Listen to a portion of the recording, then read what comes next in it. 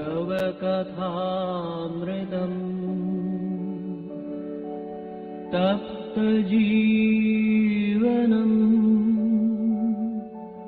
कविभिरीडितम् कल्मषापहम्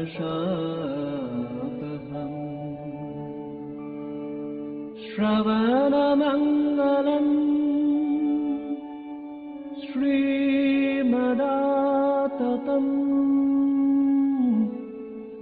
भुवि गृह्णन्ति ये भूरिदा जनाः भुवि गृह्णन्ति ये भूरिदा जनाः।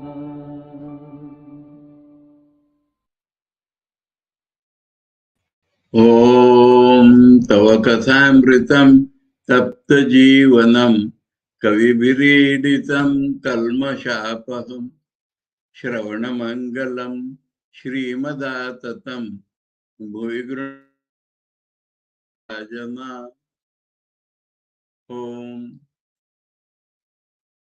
We are studying the Gospel of Sri Ramakrishna, and we are within the conversations of December 22, 1883, and we pick up from in the afternoon, Bhavanath arrived. In the Bengali, it is Saptadasha Parichet of that very chapter. In my book, page 347, English 356. In the afternoon, Bhavanath arrived. Rakhal, M. Harish, and other devotees were in the room. Master Mashi is already staying there. Master to Bhavanath. To love an incarnation of God, that is enough. What ecstatic love the gopis had for Krishna. So, to love an incarnation of God is enough. Now, for example, he is giving the gopis example. And gopis' love was ecstatic.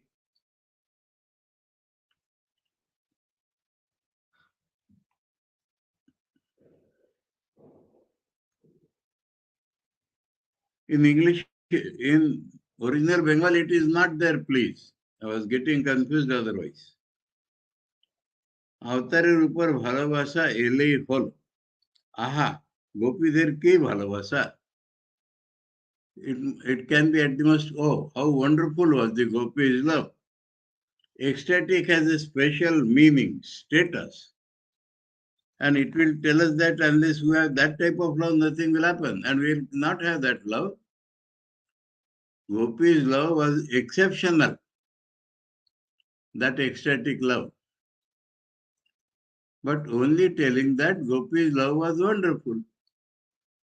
So here, no adjective is given in the Bengali, but only because of the surprise shown, it means that it was very special, maybe intoxicating.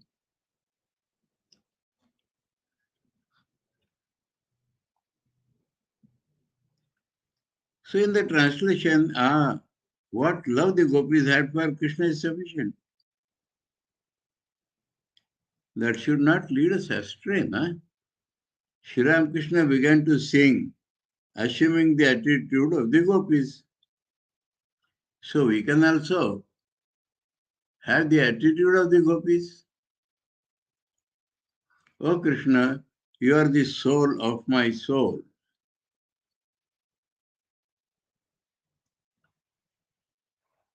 So this is the spirit.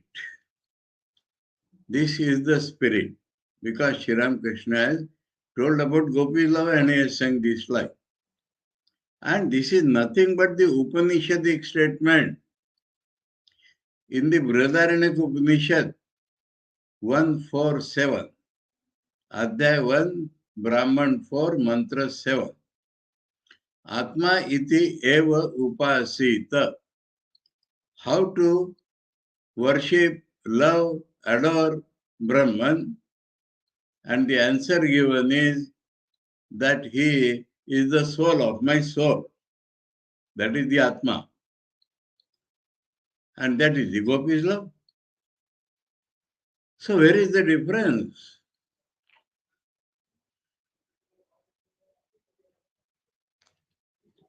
Only one line is given. Next song.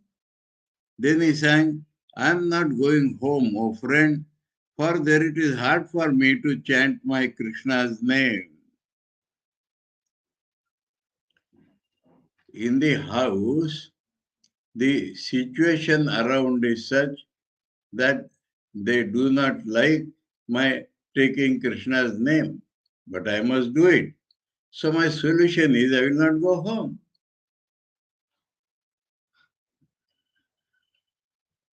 And again, oh friend, that day I stood at my door as you were going to the woods.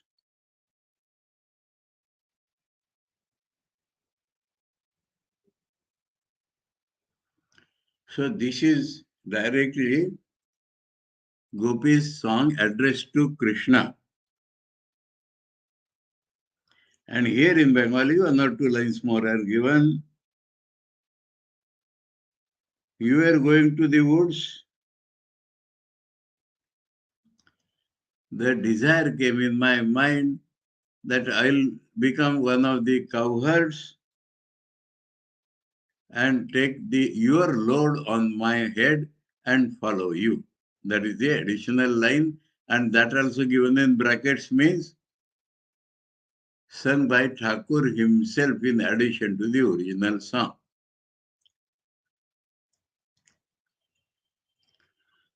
So this also tells one more thing, that the cowherd boys loved Krishna as much as the gopis loved.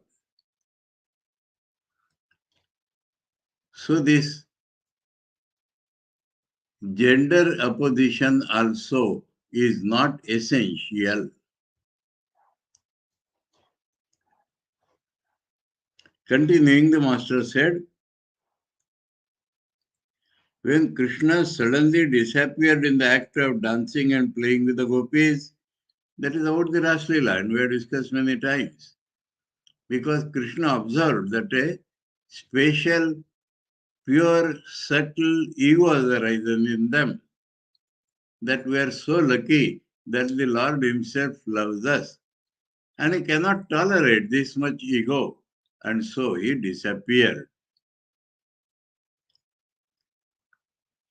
Prashamaya prasadaya, so that their ego will be curbed and they will get the grace of God. They were beside themselves with grief. Looking at a tree, they said, so this is the nature of love. O tree, you must be a great hermit. You must have seen Krishna. Otherwise, why do you stand there motionless as if absorbed in samadhi? So they are feeling that the tree which is motionless is a rishi. Having seen Krishna, he is in samadhi. So the eyes for such love changes. Looking at the earth covered with green grass, they said, O earth, you must have seen Krishna. Otherwise, why does your hair stand on end? So their view about earth is like that. You must have enjoyed the thrill of his touch because he walks on you. Looking at the Madhavi creeper, they said, Oh Madhavi, give us back our Madhava. Now that creeper is called Madhavi, and Madhavi means wife of Madhava. So she must be having that. And so they are asking her to give it back. The gopis were intoxicated with ecstatic love. This is all right. Gopi there, Premonmath, intoxicated with ecstatic love for Krishna. Akrura came to Vrindavan to take Krishna and Balaram to Mathura. The story is that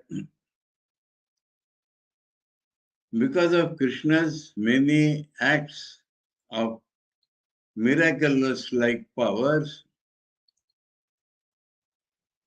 his maternal uncle Kamsa was told by a heavenly voice that the eighth son of Devaki will be your enemy.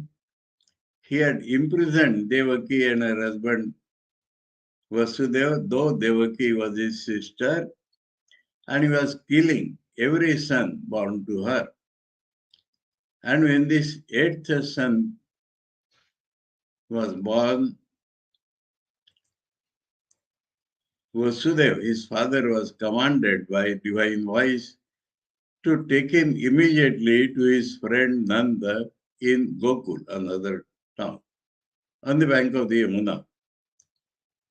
And some more miracles happened when he lifted Krishna on his head in a basket. The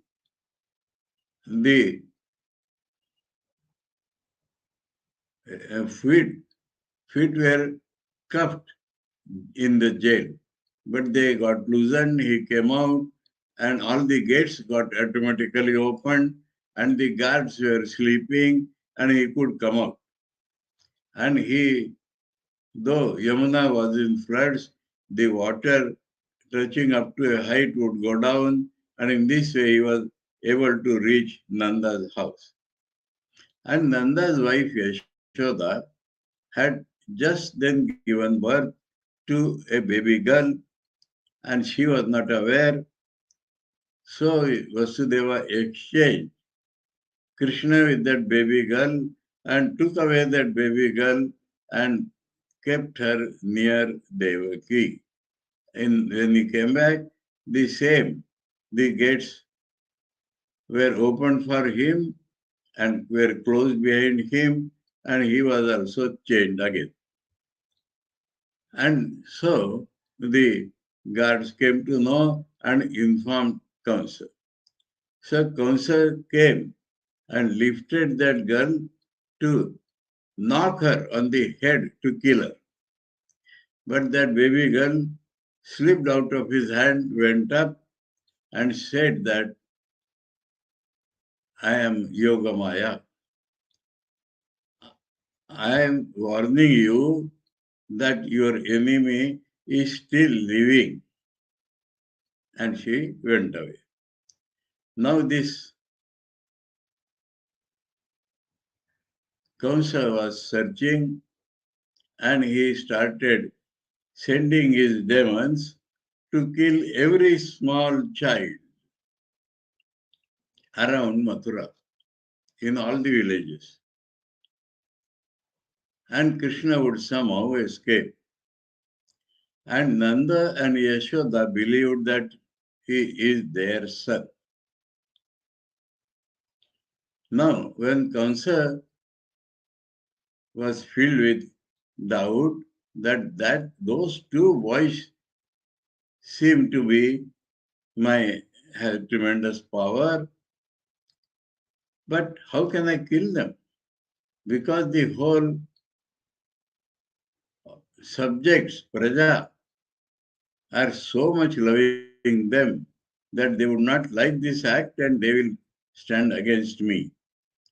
So on some pretext, he should be brought and then arranged to be killed here as if by accident or some by other means, which people cannot challenge. And now Krishna had another uncle, Akrura.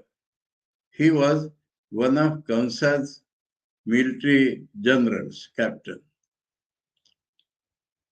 And so Kamsa thought, I will send Akrura because they will believe him. And let Akrur bring Krishna and Balaram here. So that is the background.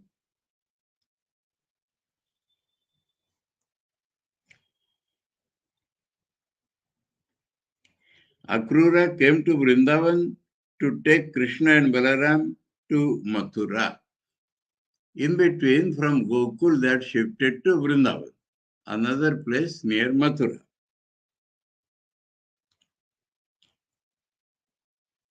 When they mounted the chariot, the gopis clung to the wheels.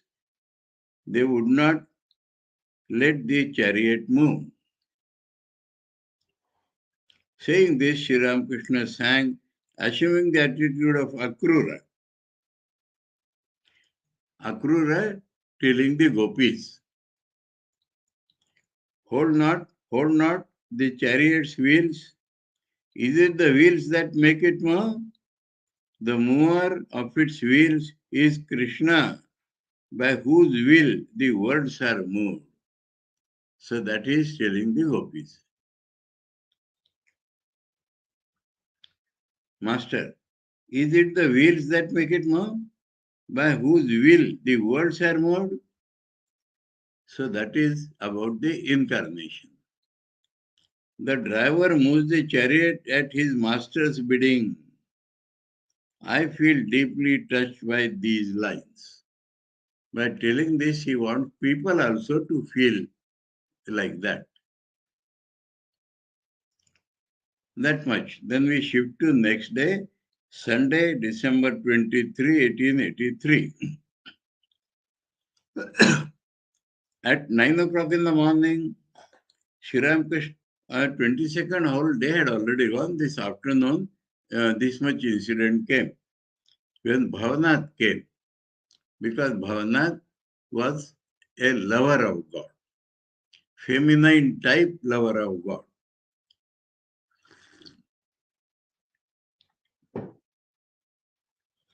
Sunday, December 23, 1883, at 9 o'clock in the morning, Sri Ramakrishna was seated on the southwest porch of his room with Rakhal, Latu, M. Harish, and some other devotees.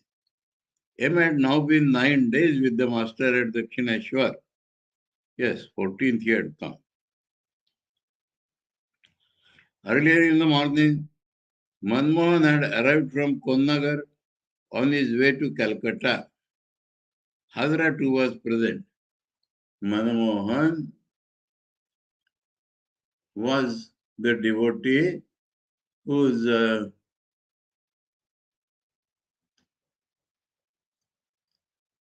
daughter, sister, was married to Rakhal Maharaj. Manmohan was the devotee who was the first among Thakur's disciples who came to him, Ramchandra Datta and Manomohan Mitra. So that Manomohan, on his way to the office, could stop in Dakshineshwar for some time. And it is a Sunday.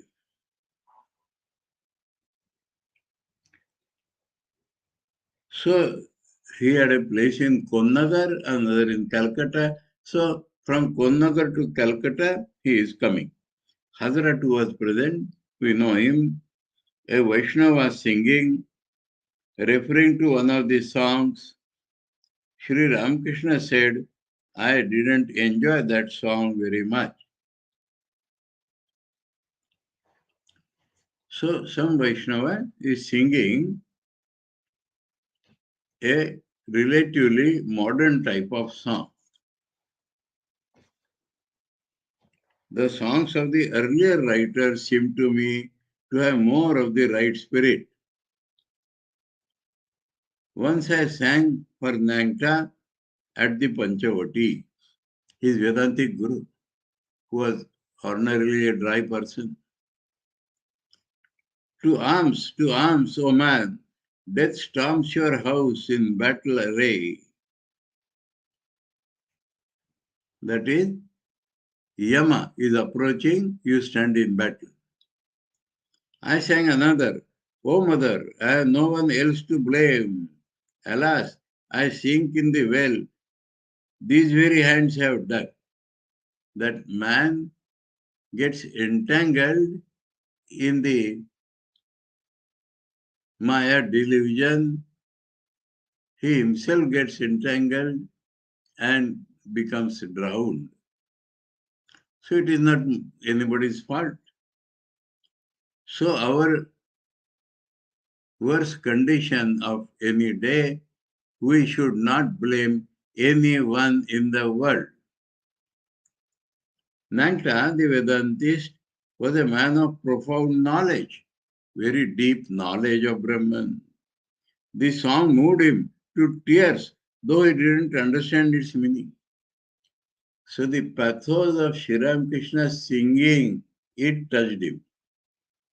Sri Ramakrishna is singing in Bengali. And that attitude, neither of them were understood by Totapuri.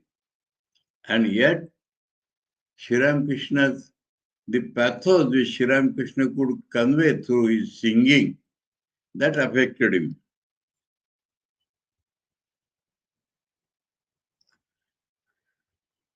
Padmalochan also wept when I sang the songs of Ram Prasad about the Divine Mother.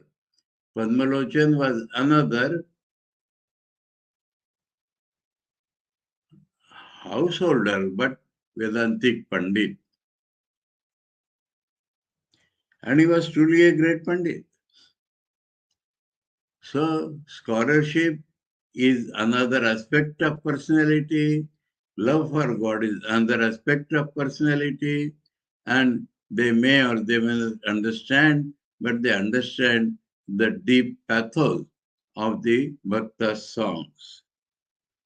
After the midday meal, Sri Ramakrishna rested a few minutes in his room. M was sitting on the floor. The master was delighted to hear the music that was being played in the Navat. He then explained to him that Brahman alone has become the universe and all living beings.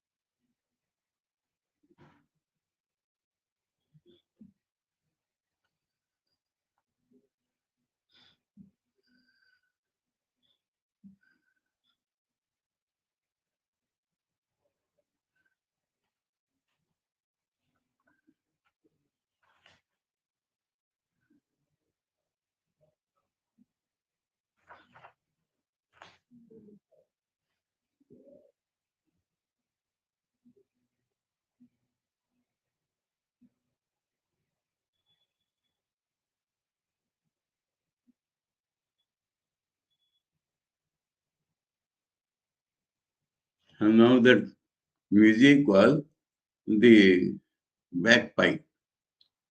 And after that, Sri Ramakrishna was filled with the Nada Brahma, and so he is explaining to him that Brahman has become everything.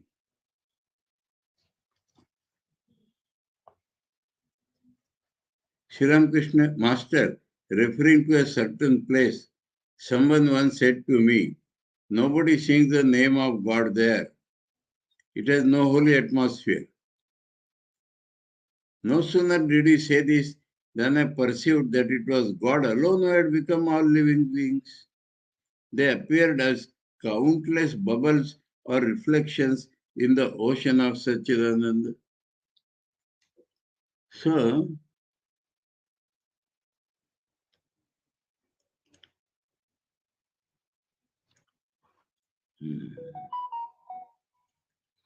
so ordinary man is not feeling the spirituality of a place due to nobody singing there. But Sri Ramakrishna knows. So he saw Brahman there also. Again, I find sometimes that living beings are like so many pills made of indivisible consciousness. So many pills.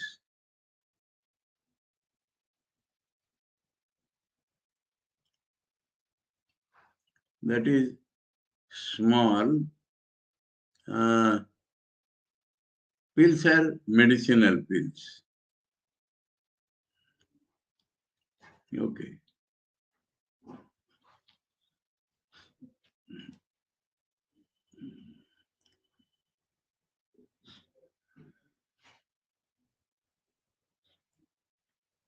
Now people say that his experiences have transcended with Vedanta. Is it not this? Once I was on my way to Burdwan from Kamarpukur. At one place I ran to the meadow to see how living beings are sustained. I saw ants crawling there. It appeared to me that every place was filled with consciousness.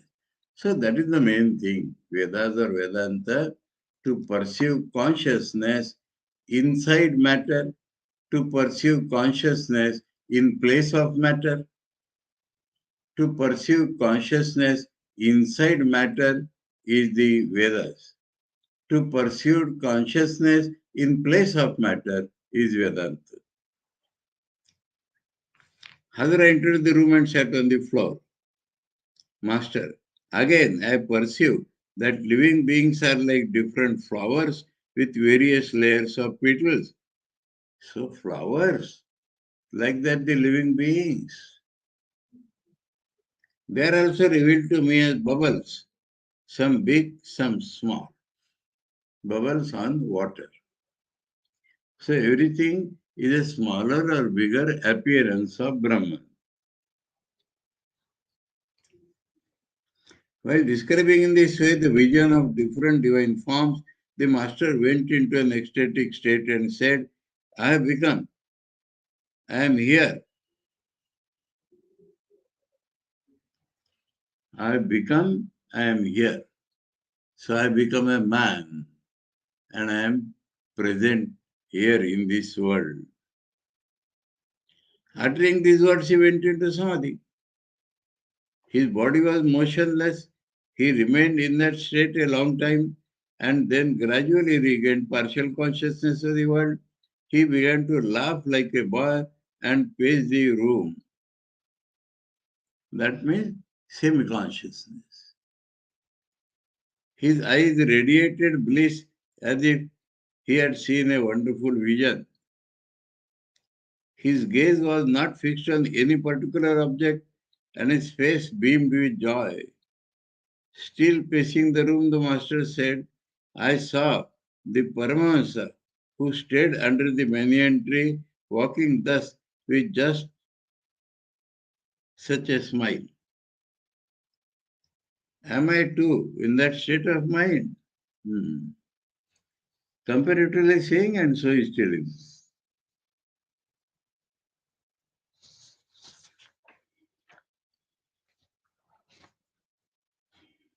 He sat on the small couch and engaged in conversation with the Divine Mother. So he is still only little conscious of the outside world. He is still busy with his Divine Mother.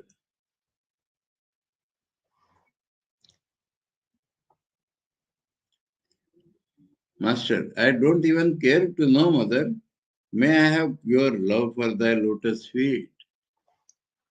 So that is Thakur's constant theme, especially in front of the householder devotees, that the knowledge is difficult to attain, so I do not need it.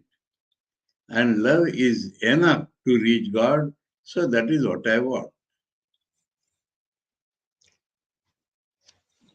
To M, one attains the state immediately after freeing oneself of all grief and desire. So, if you free yourself from grief and desire, you will attain that state. And how to free yourself from grief and desire?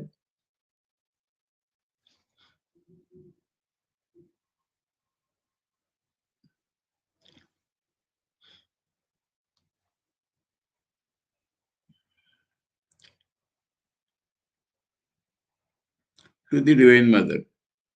So, little to the end, then goes back to his mother. Mother, thou hast done away with my worship. Please see, Mother, that I don't give up all desire. Worship is the formal expression of devotion, the ritualistic, and that has gone away from Sri Ramakrishna because of his higher experiences. But he says, don't take away all my desires. He just now said, when desire is gone, you will go to Samadhi. But he says, don't take away my desire. Mother, the Paramahansa, is but a child. Doesn't a child need a mother? So he's teaching by his own example all the devotees around him, especially the householders, to feel God is the mother is the nearest approach. Therefore, thou art the mother and I am the child. How can the child live without the mother? Sri Ramakrishna was talking to the Divine Mother in a voice that would have melted even a stone. Because he is speaking from inside of everybody. Again he addressed her saying, mere knowledge of Advaita, I spit on it. Thou dost exist as long as thou dost keep the ego in me. The Paramahansa is but a child. Doesn't a child need a mother? So that is all in front of the people who cannot obtain Nirvikal Samadhi. This must be noted. Because the same would not talk in front of the sannyasi, future sannyasi. M sat there speechless and looked at the divine manifestation in the Master. He said to himself, the Master is an ocean of mercy that knows no motive. He has kept himself in the state of a Paramahansa that he might, as teacher, awaken the spiritual consciousness of myself and other earnest souls. So he has related itself to himself, and that is what Thakur wants. M further thought, the Master says, Advaita Chaitanya Nityananda. The names are Vedantic, but the meaning is Advaita was an old man who became Chaitanya Mahaprabhu's associate, and so from Advaita came Chaitanya, and if Chaitanya is there, then the third associate, Nityananda, the eternal bliss also is there. That is to say, through the knowledge of the non-dual Brahman, one attains consciousness and enjoy eternal bliss. The Master has not only attained the knowledge of non-duality, but it is in a state of eternal bliss. He is always drunk with ecstatic love for the Mother of the universe. With folded hands, Hadra looked at the Master and said every now and then, how blessed you are, how blessed you are. But is not able to keep this. Master to Hadra. But you have hardly any faith. You simply live here to add to the play like Jatila and Kutila. So in that state, Thakur is straightly telling that Jatila and Kutila were demons, enemies of Jagai, and Jatila and Kutila are the sister-in-law and mother-in-law of Radha, who would always spy on her, obstruct her, but that would increase the play of Krishna with Radha. So it is Jatila and Kutila like. He is present here because seeing his sham, people will understand Sri Ramakrishna's depth more. In the afternoon, M paced the temple garden alone. He was deeply absorbed in the thought of the Master and was pondering the Master's words concerning the attainment of the exalted state of the Paramahansa after the elimination of grief and desire. M said to himself, who is this Sri Ramakrishna acting as my teacher? Has God embodied himself for our welfare? The Master himself says that no one but an incarnation can come down to the phenomenal plane from the state of Nirvikalpa Samadhi. So, from Thakur's words himself, Master Mahesh is able to judge Sri Ramakrishna to a large extent. We pass on to the next day, Monday, December 24, 1883.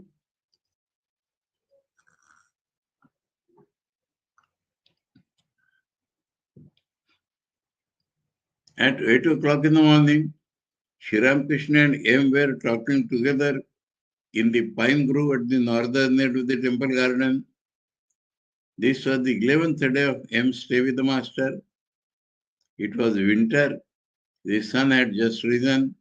The river was flowing north with the tide. This was explained sometimes that moon pulls the water of the ocean, and the water of the ocean comes out from the ocean, enters the mouth of the river which is flowing inside, and forces the river to flow in the reverse direction for some time up to a point. The river was flowing north with the tide. Not far off could be seen the bale tree where the master had practiced great spiritual austerities. Sri Ramakrishna faced the east as he talked to his disciple and told him about the knowledge of Brahman. Master, the formless God is real, and equally real is God with form. So not only Sakar Nirakar but Nirgun Saguna also. Nangta used to instruct me about the nature of Satchidananda Brahman. He would say that it is like an infinite ocean, water everywhere, to the right, left, above, and below. Water enveloped in water. Idea of infinite. It is the water of the great cause, motionless. Waves spring up when it becomes active. Its activities are creation, preservation, and destruction. Nangta himself is telling, though he does not lay much emphasis on that. Again, he used to say that Brahman is where reason comes to a stop. Reason has no place in non-duality. There is the instance of camphor. Nothing remains after it is burned, not even a trace of ash. So, camphor example is taken. Brahman is beyond mind and speech. Both of them require duality. A salt doll entered the ocean to measure its depth, but it did not return to tell others how deep the ocean was. It melted in the ocean itself because salt doll. Ocean is already as salt, and that salt has become a doll. So when it goes back to its cause. The rishis once said to Rama, "O Rama, sages like Bharadwaj may very well call you as incarnation of God, but we cannot do that." Now, that is during Ramchandra's lifetime, there were many sages doing tapasya. Out of them, 12 only, led by Bharadwaj, could understand the incarnationhood of Rama. Others did not. How others looked upon him? We adore that word Brahman, Nada Brahma. We do not want the human form of God. Rama smiled and went away, pleased with their adoration. So they had adored Rama. We know you as a best of men. You are the son of the great king Dasharatha. That they knew. But the Nitya and the Leela are the two aspects of the same reality. That is Thakur telling again and again to remove any contracted ideas in our mind.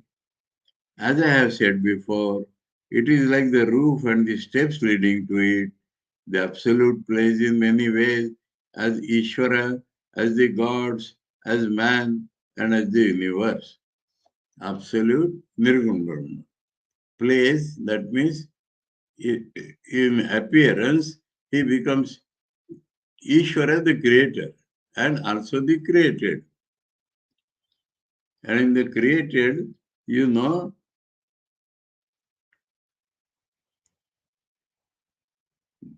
gods, the people on high positions, man, and as the universe, everything. The incarnation is the play of the Absolute as man. Do you know how the Absolute plays as man? It is like the rushing down of water from a big roof through a pipe. Rainwater is falling on the roof and it is caught by a drain and is made to flow through a pipe.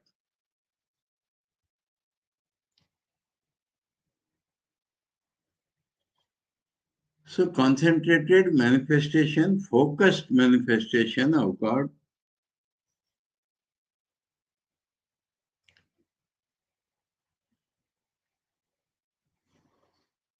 The power of Satchidananda, nay Satchidananda itself, because the power to appear and God are the same, so he says like that, descends through the conduit of a human form as water descends through the pipe. So it's a conduit. Only 12 sages, Bharadwaja and the others, recognize Rama as an incarnation of God. Not everyone can recognize an incarnation. Here I always add the comment, among the big sages only 12. But you need not be a sage. Shabari, the aboriginal girl, or the forest dweller, was told by her guru and she knew. The Nishad, the tribal leader, Guha, knew Ramchandra to be God.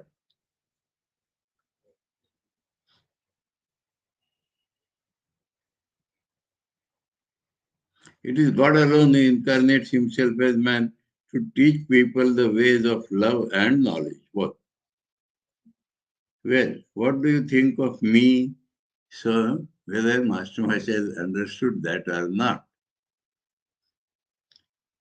Once my father went to Gaya. There, Raghuveer said to him in a dream, Raghuveer, because name of God, I shall be born as your son. Thereupon my father said to him, O Lord, I am a poor Brahmin. How shall I be able to serve you? Don't worry about it, Raghuveer replied. It will be taken care of. Just let me check one point. Raghuveer Sopan Dile. Okay.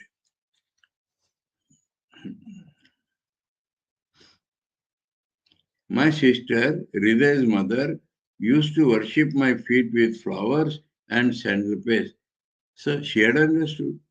One day I placed my foot on her head and said to her, You will die in Banaras. Once, so he's telling that what he says comes true.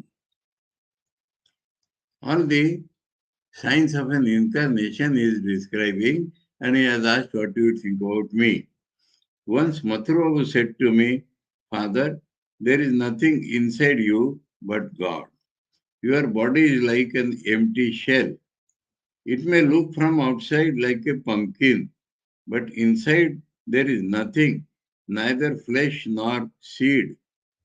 Once I saw you as someone moving with a veil on. So the body and appearance of the human being is like a veil. To him, I am shown everything beforehand. Once I saw Gauranga and his devotees singing Kirtan in the Panchavati. I think I saw Balaram and there and you too. So beforehand is like that. Before their actual coming, Sri Ramakrishna had seen them as associates of Chaitanya. I am at peace now. I shall have to be born once more. Therefore, I am not giving all knowledge to my companion. With a smile. Suppose I give you all knowledge, will you then come to me again so willingly? That is all play of God. I recognize you on hearing you read the Chaitanya Bhagavat. You are my own. The same substance like father and son. All of you are coming here again. When you pull one part of the are coming means when I come next. When you pull one part of the Kalmi creeper, all the branches come towards you. You are all relatives, like brothers. Suppose Rakhal, Harish, and others had gone to Puri, and you were there too. Would you live separately? He's showing that they belong to one circle. Before you came here, you didn't know who you were. Now you will know. It is God who, as the Guru, makes one know. Nagpur told the story of the tigress and the herd of goats. Famous Vedantic story. Once a tigress attacked a herd of goats. A hunter saw her from a distance and killed her. Sure. That tigress was killed.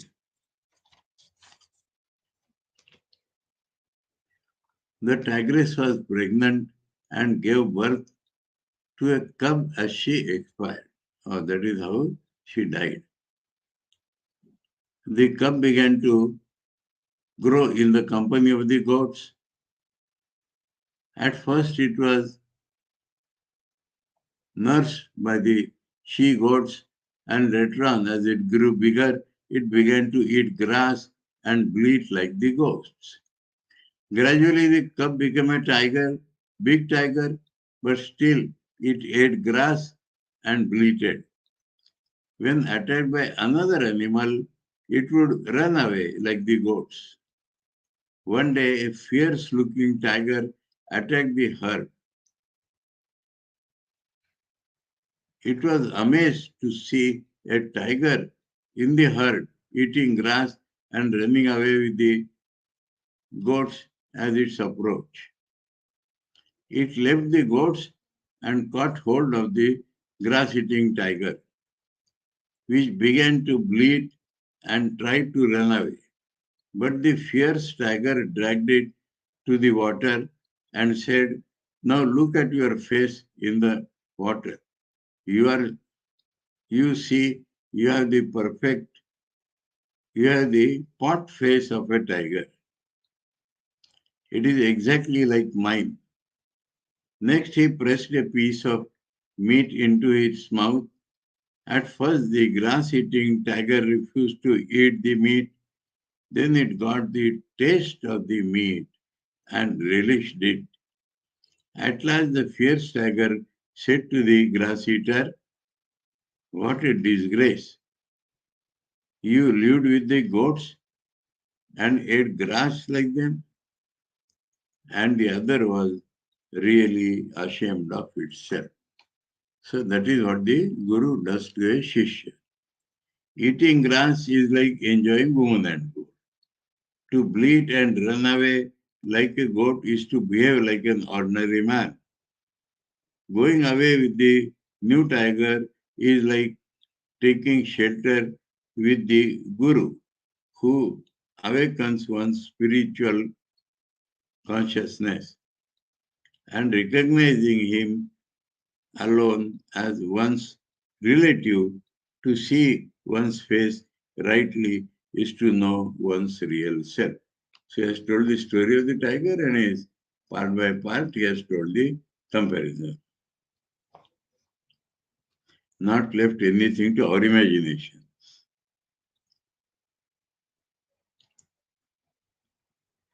Sri Ramakrishna stood up. There was silence all around, disturbed only by the gentle rustling of the pine needles and the murmuring of the Ganges. The master went to the Panchavati and then to his room, talking all the while with M. The disciple followed him, fascinated. At the Panchavati, Sri Ramakrishna touched with his forehead the raised platform around the banyan tree, and he is showing honor to the place of sadhana. This was the place of his intense spiritual discipline, where he had wept bitterly for the vision of the Divine Mother, whom he had held intimate communion with her, and where he had seen many divine forms.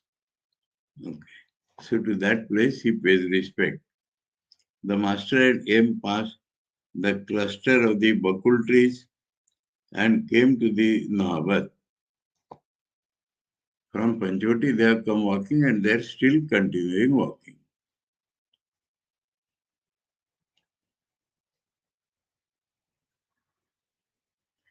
Hadra was there.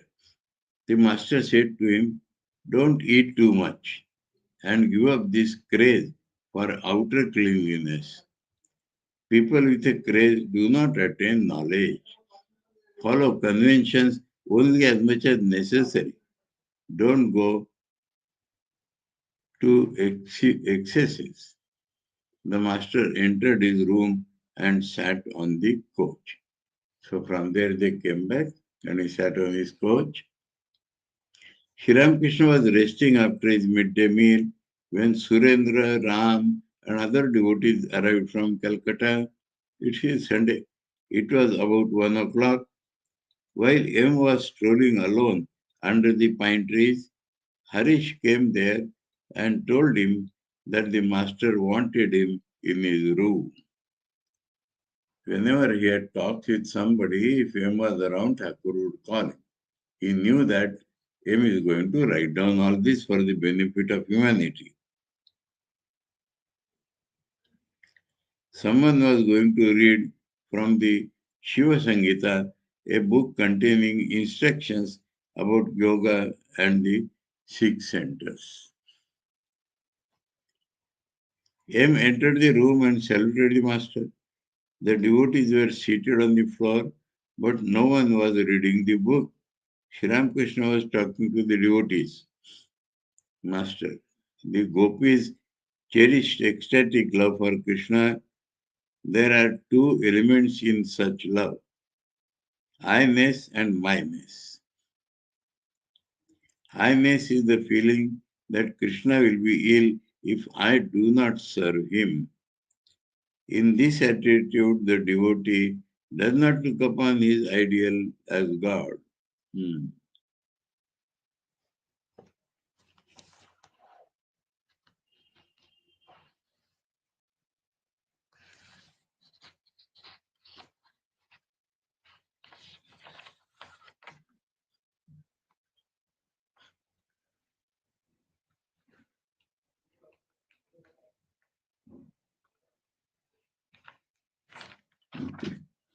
What is this?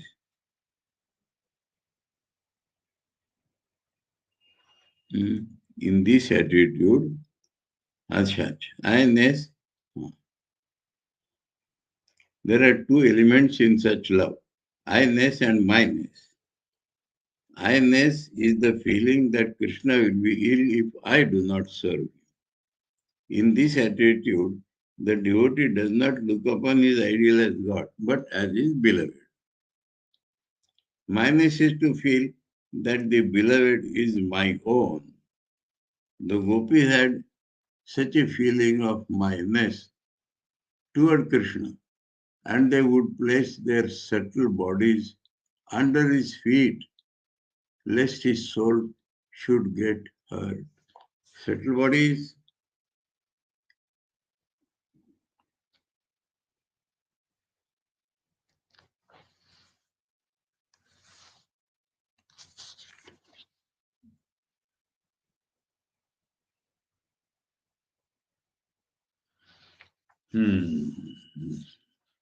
So outside they were physical bodies, but their real personality is their subtle bodies, and that is always under the feet of Sri Krishna.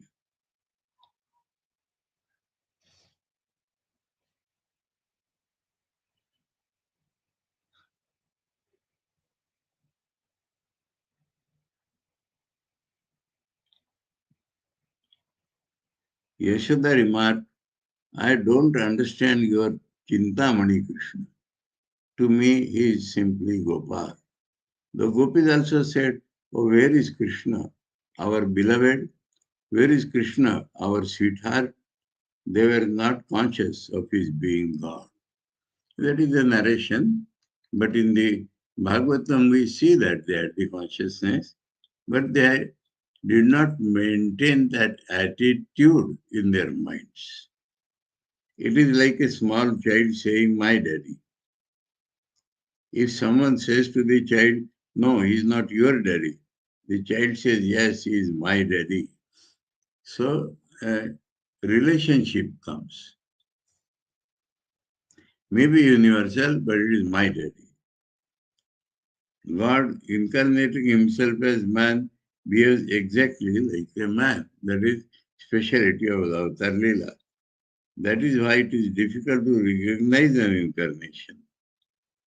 When God becomes man, he is exactly like man. He has the same hunger, thirst, disease, grief, and sometimes even fear. He is talking from Brihadaranyaka Upanishad only.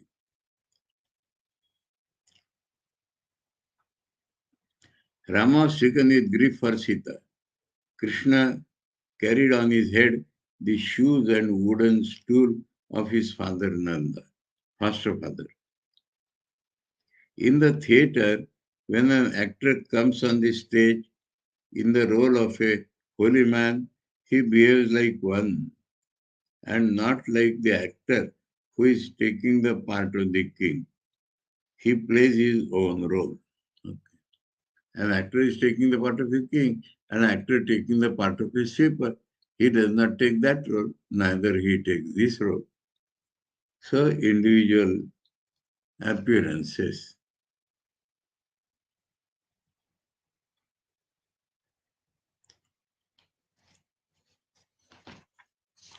Once an impersonator dressed himself as a world-renouncing monk, pleased with the correctness of his disguise. Now we'll take it up tomorrow. Om Tava Kathāmritam Tapta Jivanam Kaviviriritam Kalmashapaham Shravanamangalam Shrimadatatam Vigrananti Ye Bhurida Jana. Om Shanti Shanti Shanti Hari Om Tat Sat Sri Ramakrishna Arpanamastu.